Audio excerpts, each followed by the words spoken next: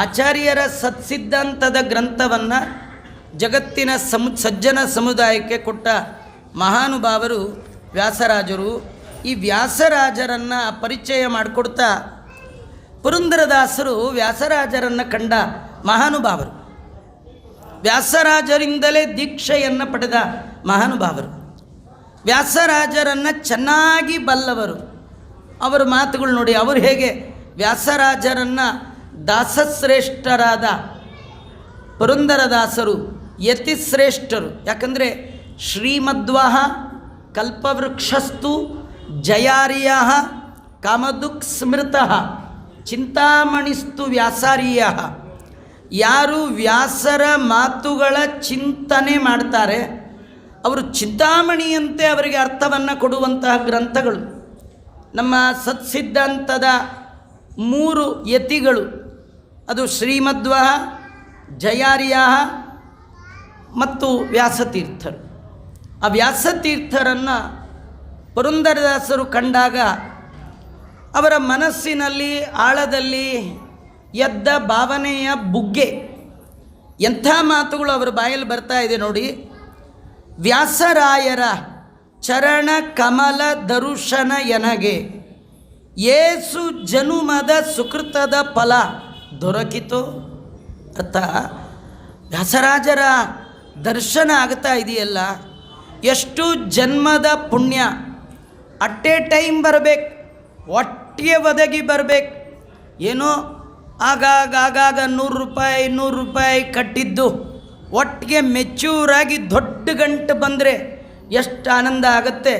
ಅನೇಕ ಜನ್ಮಗಳಲ್ಲಿ ಮಾಡಿದ ಪುಣ್ಯ ಕರ್ಮದ ಫಲವಾಗಿ ಜ್ಞಾನಿಗಳ ಚರಣ ಕಮಲ ದರ್ಶನ ಆಯಿತು. ಬರೀ ನನಗಾಗಿದ್ದಕ್ಕೆ, ನನಗೆ ಮಾತ್ರ ಅಲ್ಲ, ಎನ್ನ ಸಾಸಿರ ಕುಲಕೋಟಿ ಪಾವನವಾಯಿತು. ದೊಡ್ಡವರ ದರ್ಶನ ಸಾಕು. ದೊಡ್ಡವರ ದರ್ಶನ ಮಾಡಿದವ ಮಾತ್ರ ಉದ್ಧಾರ ಆಗೋಲ್ಲ, ಅವನ ಕುಲವೇ ಪಾವನ ಆಯಿತು. ಎಷ್ಟು ಕುಲ? ಸಾಮಾನ್ಯ ಹೇಳುವಾಗ 21 ಕುಲ ಅಂತಾರೆ, 21 ಅಲ್ಲ. ವ್ಯಾಸರಾಜರ ಪಾದ ದರ್ಶನ ಮಾಡಿದರೆ ಹಿಂದಿನ ಮುಂದಿನ ಎಲ್ಲರ ಸೇರಿಸಿ ಸಾವಿರ ಜನ್ಮಗಳಲ್ಲಿ ಬಂದ ಅನೇಕ ಜನ ಉದ್ಧಾರ. ಅಷ್ಟು ಶಕ್ತಿ ತಾಕತ್ತು ವ್ಯಾಸರಾಜರ ಪಾದ ಕಮಲಕ್ಕಿದೆ ಅನ್ಬೇಕಾದ್ರೆ ಅವರ ಮಹಿಮಾ ಎಷ್ಟು ದೊಡ್ಡದು. ಮುಂದಿನ ಮಾತು ಇನ್ನೂ ಚೆನ್ನ. ಶ್ರೀಶನ್ನ ಭಜಿಸುವುದಕ್ಕೆ ಅಧಿಕಾರಿ ನಾನಾದೆ. ದೇವರ ಭಜನೆಗೆ, ದೇವರ ಸೇವೆಗೆ, ನಾವು ದೇವರ ಸೇವೆಗೆ ಫಿಟ್ ಆಗಬೇಕಾದ್ರೆ ಇಂಥ ದೊಡ್ಡವರ ದರ್ಶನ ಆಗಬೇಕು. ಇದನ್ನೇ ಪಂಡಿತಾಚಾರ್ಯರು ಸುಮಧ್ವ ವಿಜಯದಲ್ಲಿ ಹೇಳುವಾಗ ಮುಕುಂದ ಭಕ್ತಿಯೈ ಗುರುಭಕ್ತಿ ಜಾಯೈ. ಭಗವಂತನಲ್ಲಿ ನಿಮಗೆ ಭಕ್ತಿ ಬರಬೇಕಾದ್ರೆ ದೊಡ್ಡವರ ದರ್ಶನ ಆಗಬೇಕು, ದೊಡ್ಡವರ ಸಹವಾಸ ಆಗಬೇಕು. ಸಜ್ಜನರ ಸಂಘದೊಳಗಿರಿ ಸನ್ನರಂಗ ಸತಾಂ ಪ್ರಸಂಗಾತ್ ಮಮ ವೀರ್ಯ ಸಂಪದೋ ಭವಂತಿ ಹೃತ್ಕರ್ಣ ರಸಾಯನ ಕಥಾ. ಜೀವನದಲ್ಲಿ ದೊಡ್ಡವರ ದರ್ಶನ 2, ರಾಯರ ಬೃಂದಾವನ ದರ್ಶನ 1, ರಾಯರ ದರ್ಶನದ ದರ್ಶನ. ರಾಯರ ದರ್ಶನ ಅಂದರೆ ಗ್ರಂಥ, ಅದರ ದರ್ಶನ. ವ್ಯಾಸರಾಜರ ಪಾದ ಅಂದರೆ ಕಾಲಂತರ್ಥ 1, ಅದು ದರ್ಶನ. ವ್ಯಾಸರಾಜರ ಪಾದ ಅಂದರೆ ಪದಗಳ ಸಮೂಹವೇ ಪಾದ. ಆ ಪದಗಳ ಸಮೂಹ ಅದ ದರ್ಶನ ಆದರೆ ದೇವರ ದರ್ಶನಕ್ಕೆ ನಾನು ಫಿಟ್ ಆಗ್ತೇನೆ. ನಿಮಗೆ ದೇವರು ಕಾಣಿಸ್ಬೇಕಾ? ಎಲ್ಲಿ? ಹೊರಗಲ್ಲರಿ, ಒಳಗೆ. ಹೊರಗೆ ನೋಡುವ ದೇವರು ಪರೋಕ್ಷ ಜ್ಞಾನಕ್ಕೆ ವಿಷಯ.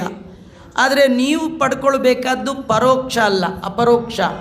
ಆ ದೇವರು ಎಲ್ಲಿದ್ದಾನೆ? ಒಳಗಿದ್ದಾನೆ. ಆ ದೇವರನ್ನು ನೋಡಲಿಕ್ಕೆ ನೀವು ಅಧಿಕಾರಿ ಆಗಬೇಕಾದರೆ ವ್ಯಾಸರಾಜರ ಚರಣ ಕಮಲ ದರ್ಶನ ಆಗಬೇಕು. ಅದನ್ನು ಮಾಡಿದ್ರೆ 2, ಶ್ರೀಶನ್ನ ಭಜಿಸುವುದಕ್ಕೆ ಅಧಿಕಾರಿ, ಜೊತೆಗೆ ಸಾವಿರ ಕುಲದ ಉದ್ಧಾರ. ನಾವು ಮಾಡಲಿಲ್ಲ, ಬೇಡ, ನಮ್ಮ ಮಕ್ಕಳಾದರೂ ಆಚಾರ್ಯರ ಶಾಸ್ತ್ರ ಓದಲಿ. ನಿಜವಾಗಿಯೂ ನಮ್ಮ ಅನುಭವ, ನಮ್ಮ ಮಕ್ಕಳಿಗೆ, ನಮ್ಮ ಮುಂದಿನ ಸಂತತಿಗೆ ಅದು ಆಸ್ತಿಯಾಗಿ ಬರಬೇಕು. ಇಲ್ಲ, ನಾವು ಯಾವ ಮಾರ್ಗದಲ್ಲಿ ಹೋಗಿದ್ದೀವಿ, ಯಾವ ಹಳ್ಳಕ್ಕೆ ಬಿದ್ದಿದ್ದೇವೆ, ನಮ್ಮ ಮಕ್ಕಳನ್ನು ಅದೇ ಹಳ್ಳಕ್ಕೆ, ಅದು ಪ್ರಯೋಜನ ಇಲ್ಲ ಅಂತ ಆಚಾರ್ಯರ ಶಾಸ್ತ್ರ, ಭಗವಂತನ ಶಾಸ್ತ್ರ, ಅದರ ಅಧ್ಯಯನ ಅಧ್ಯಾಪನ ಮಾಡಬೇಕಂದ್ರೆ ವ್ಯಾಸರಾಜರು ಬೇಕು. ದೋಷರಹಿತನಾದ ಪುರಂದರ ವಿಠ್ಠಲನ ದಾಸರ ಕರುಣವು ಎನ್ನ ಮೇಲೆ ಇರಲಾಗಿ, ಅಂದರೆ ಭಗವಂತನ ದಾಸರ ಕಾರುಣ್ಯ, ಭಗವದ್ಭಕ್ತರ ಅನುಗ್ರಹ, ಅದನ್ನೇ ಸತಾಂ ಪ್ರಸತ್ಯೈಚ ನಿರಂತರಾಯೈ. ಇಡೀ ನಮ್ಮ ಜೀವನದಲ್ಲಿ ಉದ್ದಕ್ಕೂ ಸಜ್ಜನರ ಮನಸ್ಸಿಗೆ ನೆಮ್ಮದಿ ಬರುವಂತಹ ಮಾತುಗಳು ನಮ್ಮ ನಡೆಯಿಂದ, ನಮ್ಮ ನುಡಿಯಿಂದ ಸಜ್ಜನರು ಸಂತೋಷಪಟ್ಟರೆ ವ್ಯಾಸರಾಜರ ಚರಣ ಕಮಲ ದರ್ಶನ ಆಗುತ್ತೆ ಅಂತ ವರ್ಣನೆ ಮಾಡ್ತಾ ಇದ್ದಾರೆ. ಅಲ್ಲ, ಯಾಕೆ ಬೇಕು ಗುರುಗಳು? ವ್ಯಾಸರಾಜರ ಬಗ್ಗೆ ಮತ್ತೆ ಪುರಂದರದಾಸರು ಮತ್ತೊಂದು ಕಡೆ ಹೇಳ್ತಾರೆ, ಗುರು ಉಪದೇಶ ಇಲ್ಲದ ಜ್ಞಾನ, ಗುರು ಉಪದೇಶ ಇಲ್ಲದ ಸ್ನಾನ, ಗುರು ಉಪದೇಶ ಇಲ್ಲದ ಧ್ಯಾನ, ಗುರು ಉಪದೇಶ ಇಲ್ಲದ ಜಪ, ಗುರು ಉಪದೇಶ ಇಲ್ಲದ ತಪ, ಗುರು ಉಪದೇಶವಿಲ್ಲದ ಮಂತ್ರ, ಗುರು ಉಪದೇಶವಿಲ್ಲದ ತಂತ್ರ ಏನು? ಒಂದೇ ವರ್ಡಲ್ಲಿ ಹೇಳ್ತಾರೆ. ಇದೆಲ್ಲ ಹೇಳಿ ಕಡೆ ಒಳಗೆ ಹೇಳ್ತಾ, ಉರಗನ ಉಪವಾಸದಂತೆ ಕಾಣಿರೋ. ಉರಗ ಅಂದರೆ ಹಾವು. ಹಾವು ಉಪವಾಸ ಮಾಡಿದರೆ ಏನು ಪ್ರಯೋಜನ ಇಲ್ಲ.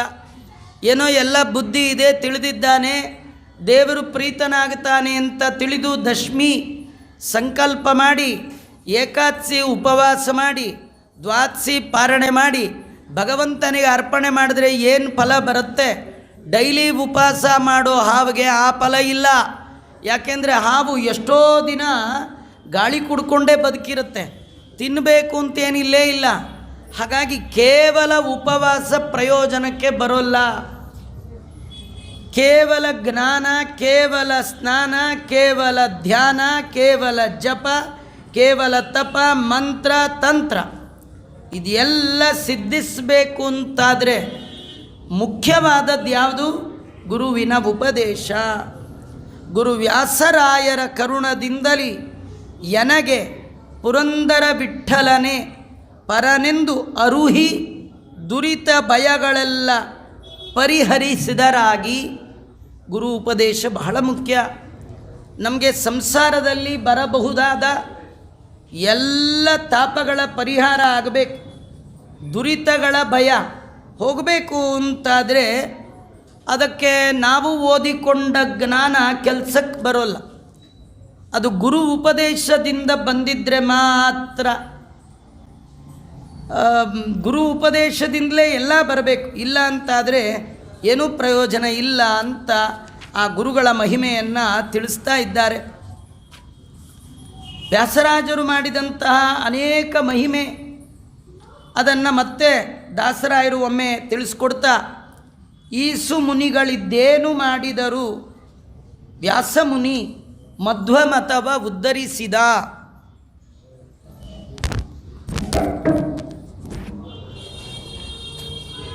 ಏನು ಮಾಡಿದ್ದಾರೆ? ಕಾಶಿ ಗದಾಧರ ಮಿಶ್ರನ ಕೂಡ ವಾದವ ಮಾಡಿ ಸೋಲಿಸಿ ದಾಸನ್ನ ಮಾಡಿಕೊಂಡು ಧರಣಿಯೊಳು. ಕಾಶಿಯಲ್ಲಿ ಪಕ್ಷಧರ ಮಿಶ್ರ, ಆಗಿನ ಕಾಲದಲ್ಲಿ ಕಾಶಿ ಅನೇಕ ವಿದ್ವಾಂಸರುಗಳಿಗೆ ಹೇಳಿ ಮಾಡಿಸಿದ ಜಾಗ.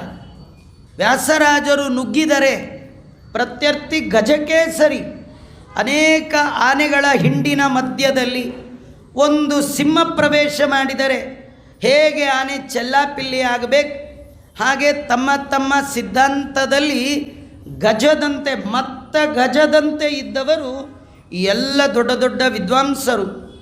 ಕಾಶಿಯಲ್ಲಿ ಪಕ್ಷಧರ ಮಿಶ್ರ, ವಾಜಪೇಯಿ ಲಿಂಗಣ್ಣ, ಇವರೇ ಅನೇಕ ಜನ, ಒಬ್ಬರಲ್ಲ ಇಬ್ಬರಲ್ಲ, 108 ಜನರನ್ನು ವಾದದಲ್ಲಿ ಜಯಿಸಿದ ಮಹಾನುಭಾವರು. ಆ ಎಲ್ಲ ಜಯಪತ್ರಿಕೆಯನ್ನು ತಂದು ಶ್ರೀನಿವಾಸನ ಮುಂದೆ ಅರ್ಪಣೆ ಮಾಡ್ತಿದ್ರಂತೆ. ಇದು ನನ್ನ ಜಯ ಅಲ್ಲ, ಇದು ನಿನ್ನ ಜಯ ಅಂಥೇಳಿ 108 ಮಂದಿ ಬರಲು ಜಯಿಸಿದೆ. ಜಯಪತ್ರಿಕೆಯ ಕೊಂಡು ಮೆರೆದ ವಾಸುದೇವ ಗೋಪಾಲಕೃಷ್ಣನಿಗೆ ವಿಭೂಷಣ ಮಾಡಿ ಹಾಕಿಸಿದೆ. 108 ಜನರನ್ನು ಗೆದ್ದ ಮೇಲೆ ಅವರೆಲ್ಲರಿಂದ ಏನು ಜಯಪತ್ರಿಕೆ ಬಂದಿತ್ತು ಅದನ್ನೆಲ್ಲ ಆಭರಣದಂತೆ ಮಾಡಿ ಅವರು ಉಪಾಸನೆ ಮಾಡುವ ಕೃಷ್ಣನಿಗೆ ಅರ್ಪಣೆ ಮಾಡಿದ್ದಾರೆ ಅಂದಮೇಲೆ ಈ ಸುಮುನಿಗಳಿದ್ದೇನು ಮಾಡಿದರು ಅನ್ನುವ ಮಾತನ್ನು ತಿಳಿಸ್ತಾ ಇದ್ದಾರೆ. ಶ್ರೀ ವ್ಯಾಸರಾಜ ಗುರು ಸಾರ್ವಭೌಮರ ಒಂದು ಹುಟ್ಟು, ಅವರ ಅವತಾರವನ್ನು ಶ್ರೀ ಪುರಂದರದಾಸರು ಬಹಳ ಅದ್ಭುತವಾಗಿ ವರ್ಣನೆ ಮಾಡಿದ್ದಾರೆ. ವ್ಯಾಸರಾಜರು ಹುಟ್ಟುವಾಗ ಅವರ ಹಿಂದೆ ಮುಂದೆ ಯಾರು ವ್ಯಾಸರಾಜರಂದರೆ ಅದನ್ನೆಲ್ಲ ತಿಳಿಸ್ಕೊಡ್ತಾ, ಚಿನ್ನದ ಹರಿವಾಣದಲ್ಲಿ ಕಂದನ ಮಲಗಿಸಿ ಪಾವನ್ನ ಮೇಳದಿ ಮಠಕ್ಕೆ ಕರುತರಲು ಪುಣ್ಯಗೆ ಜಾತಕರ್ಮವನೆ ಮಾಡಿ ಚೆನ್ನ ವ್ಯಾಸರಾಯನೆಂಬ ಪೆಸರಿಟ್ಟರಂದು. ನಮಗೆ ಆಶ್ಚರ್ಯ, ವ್ಯಾಸರಾಜರು ಹುಟ್ಟುವಾಗಲೇ ಅವರಿಗೆ ಭೂಸ್ಪರ್ಶ ಇಲ್ಲ, ಭೂಸ್ಪರ್ಶವೇ ಇಲ್ಲದೆ ಬಂಗಾರದ ಹರಿವಾಣದಲ್ಲಿ ಅವರಿಗೆ ಪ್ರಸವವಾಗಿದೆಯದು. ಎಂಥ ಅದ್ಭುತ ರೀ! ಚಿನ್ನದ ಹರಿವಾಣ, ಅವರ ಹುಟ್ಟೇ ಆಶ್ಚರ್ಯ.